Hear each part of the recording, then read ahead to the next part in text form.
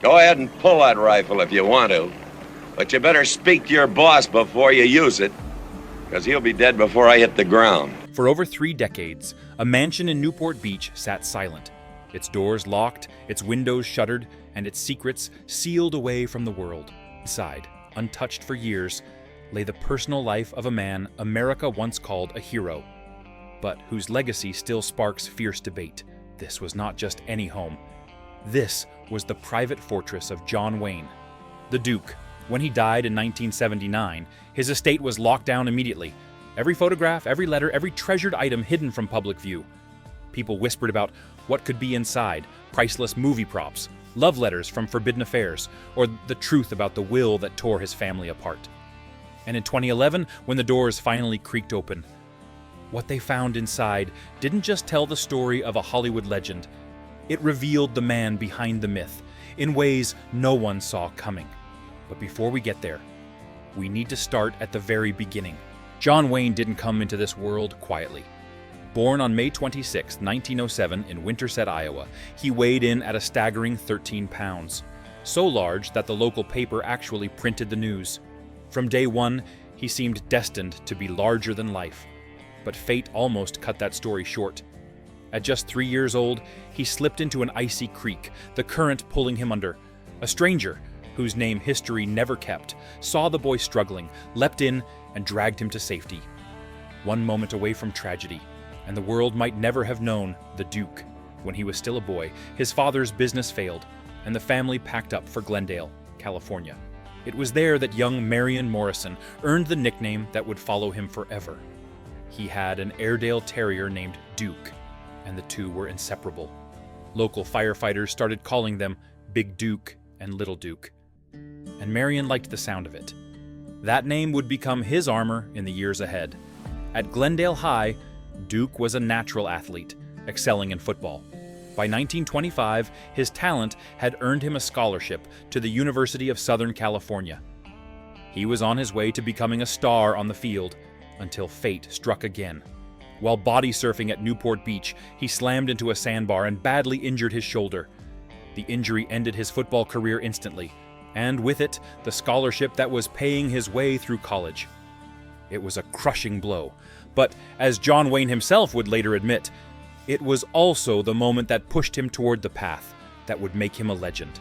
Losing his football scholarship could have been the end of his dreams, but instead, it became the first twist of destiny. With no way to pay for school, young Marion Morrison took whatever work he could find, eventually landing a job at Fox Studios. It wasn't glamorous. He hauled furniture, moved props, and swept dusty sets, all for $35 a week. But those endless hours on sound stages gave him something far more valuable than a paycheck. They gave him a front row seat to Hollywood itself. It was here that fate introduced him to a man who would change everything, director John Ford. Ford saw something in the tall, quiet prop boy, the kind of presence that could fill a screen without saying a word. But there was one problem. Marion Morrison didn't sound like a movie star. After tossing around ideas, they landed on a name that would echo through film history: John Wayne. His early acting years were anything but glamorous. Between 1930 and 1939, Wayne churned out more than 80 low-budget westerns, often filmed in just 2 or 3 days. He earned so little, he sometimes ate just a can of beans heated on a hot plate for dinner. The grind was brutal, and by 1938, he was ready to quit acting altogether. Then came Stagecoach. The studio wanted a big name like Gary Cooper, but John Ford fought for Wayne. The gamble paid off.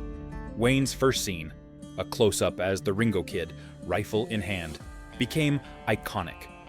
What the audience didn't see was that it took 27 takes, because Wayne's hands were shaking with nerves. The film was a smash hit, earning 7 Oscar nominations and turning him into an overnight star. But despite the success, his paycheck was just $3,700, a fraction of what other stars were making. Still, the Duke had arrived, and Hollywood would never be the same. For the next 5 decades, John Wayne's career would be forever tied to one man, John Ford. Together, they made 14 films, shaping not just Wayne's image, but the entire mythology of the American West. But this partnership was anything but easy. Ford was brilliant. and merciless. On the set of The Searchers in 1956, he humiliated Wayne in front of the entire crew, forcing him to redo a simple scene, picking up a gun 17 times. Every misstep, every hesitation, Ford called out loudly, making sure everyone heard. It wasn't the first time, and it wouldn't be the last. Ford pushed Wayne harder than any other actor he worked with.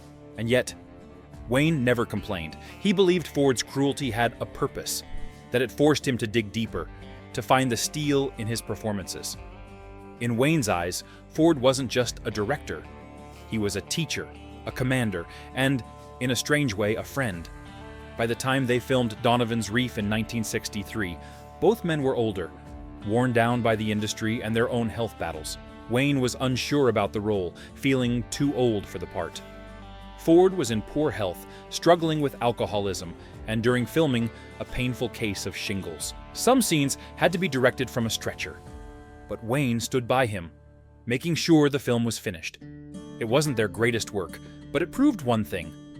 Loyalty mattered more to Wayne than pride. In Hollywood, partnerships often ended in betrayal. Theirs endured for half a century, built on grit, respect, and a shared belief in the legend they were creating. By the late 1940s, John Wayne had become Hollywood's symbol of toughness. But behind the swagger, he was taking risks that could have ended his career, and, in some cases, his life. In Sands of Iwo Jima, 1949, Wayne played Sergeant John Stryker, a role that demanded physical intensity and battlefield realism. Director Alan Duane didn't believe in faking the danger. Real flamethrowers roared across the set, and live explosives were detonated for authenticity. One blast knocked Wayne unconscious for half an hour. Production stopped for 2 days. But when Wayne woke up, he insisted on finishing the scene. His reward? An Oscar nomination, but not the win. That honor went to Broderick Crawford, for a role Wayne had actually turned down, thinking it was un-American. Still, nothing would test Wayne's resolve, or his bank account, like The Alamo, 1960. It was his passion project, a film he had dreamed of for more than 15 years. When no studio wanted to finance it the way he envisioned, Wayne mortgaged his home, his cars, even his beloved yacht. He spent over $12 million, an astronomical figure at the time, building a full-scale replica of the Alamo, down to period-accurate nails. The shoot was grueling, 79 days under a punishing Texas sun, with 7,000 extras and 1,500 horses. Accidents were inevitable. In one scene, a bayonet slashed an extra, requiring 26 stitches. Critics were mixed, the box office fell short, and Wayne was left carrying the debt. But he refused to cut corners or compromise his vision. For Wayne, some movies were just jobs. Others were battles worth fighting, no matter the cost. By 1970, John Wayne had been a star for more than 3 decades. Yet the industry's top honor had eluded him. When the script for True Grit landed on his desk, he almost said no. He was recovering from lung cancer surgery, still weak, and thought the role of Rooster Cogburn, a one-eyed, aging U.S. Marshal, might be too much. But the more he read, the more he saw himself in the character, gruff, stubborn, weathered by life, yet unwilling to quit. Filming in the mountains of Colorado was brutal.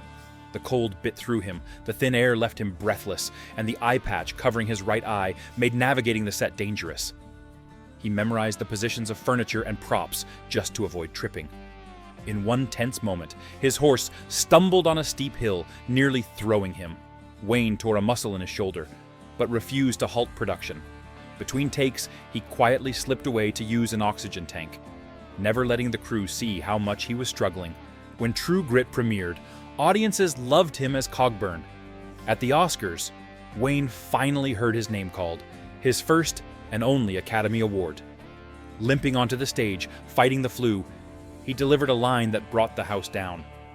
"If I'd known this, I'd have put that patch on 35 years earlier." Some critics whispered that the award was more for his lifetime of work than for this one role. But for Wayne, it didn't matter. He had faced down illness, injury, and doubt, and won. And John Wayne's love life was as dramatic and messy as any Hollywood script.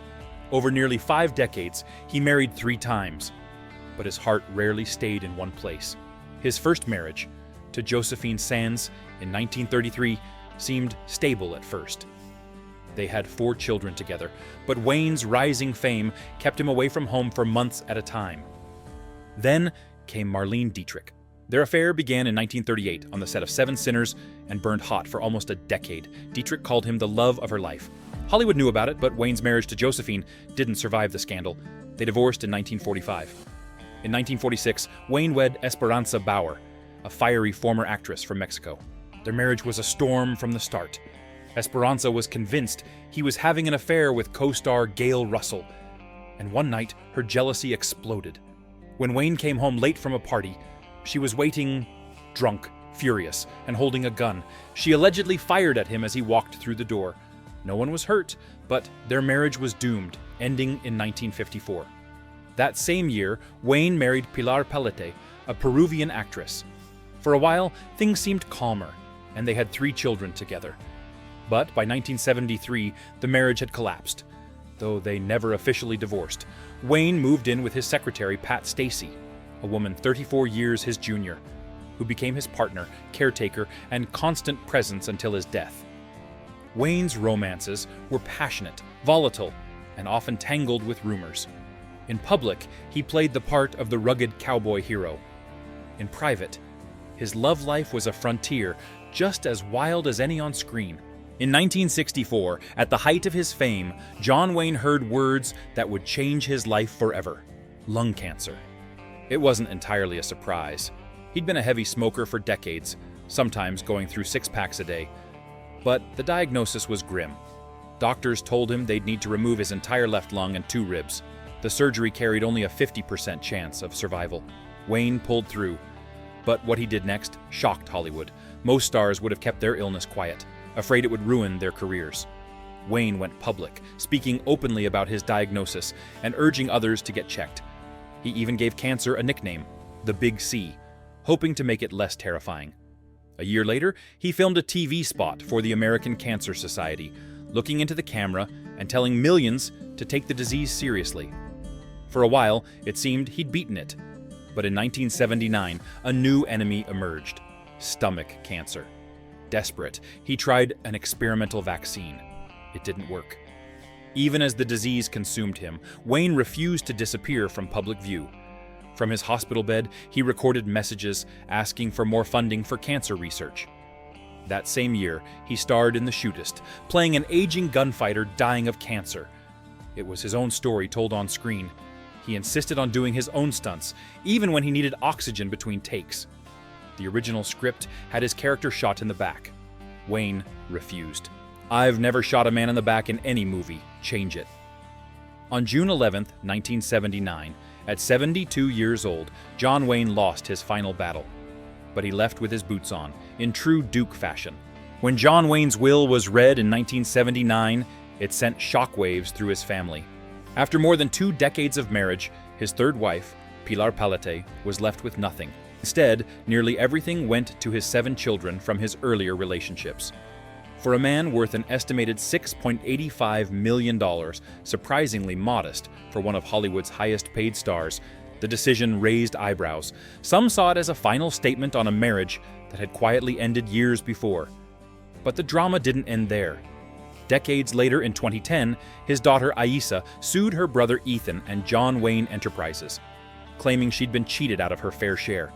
What Wayne had left behind wasn't just a fortune, it was a legacy, and legacies can tear families apart. Then came 2011. For over 30 years, Wayne's Newport Beach mansion had been sealed, its contents packed away like a time capsule. That October, over 700 of his personal items went up for auction, and the world got its first intimate look inside his private life. Movie props and costumes broke records. His Green Beret's cap sold for $179,200, his cowboy hat from Big Jake for $119,500, and his Golden Globe from True Grit fetched $143,400. Even his last driver's license, an everyday piece of plastic, went for nearly $90,000. But the smaller things told the bigger story. Well-worn books on history, a seashell collection, handwritten letters, gifts to friends. These weren't just relics of a career. They were fragments of a man, pieces of the Duke that fans could finally hold in their hands.